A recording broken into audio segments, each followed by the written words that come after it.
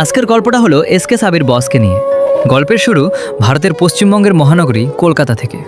সেই শহরেরই এক সাধারণ পরিবারে 1994 সালের 16 সেপ্টেম্বর জন্ম নেন এক শিশু, যার নাম রাখা হয় শেখ সাবির। ছোটবেলা থেকেই প্রযুক্তির প্রতি তার ঝোঁক ছিল, কিন্তু কে জানতো এই ছেলেই একদিন ইন্টারনেটের দুনিয়ায় ঝড় তুলবেন। 2017 সালের দিকে যখন ব্যাটল রয়্যাল গেমগুলোর জোয়ার শুরু হয়, সাবিরও নাম লেখান গ্যারেনা ফ্রি ফায়ারে। শুরুতে কেবল শখের বসে খেললেও তার নিখুঁত লক্ষ্য আর অবিশ্বাস্য বুদ্ধিমত্তা তাকে অন্যদের চেয়ে আলাদা করে তোলে। গেমিং জগতে তিনি নিজের নাম দেন এসকে সাবির বস।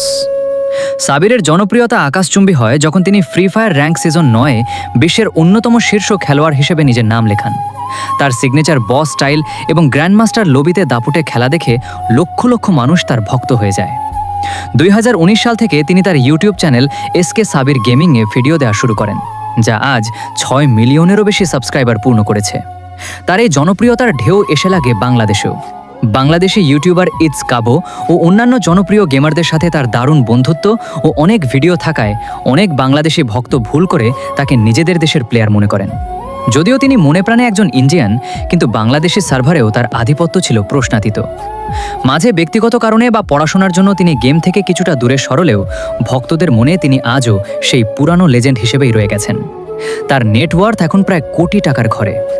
সাবিরের এই যাত্রা প্রমাণ করে যে একাগ্রতা আর মেধা থাকলে একটি স্মার্টফোন ব্যবহার করেও বিশ্বজুড়ে কোটি মানুষের ভালোবাসা পাওয়া সম্ভব।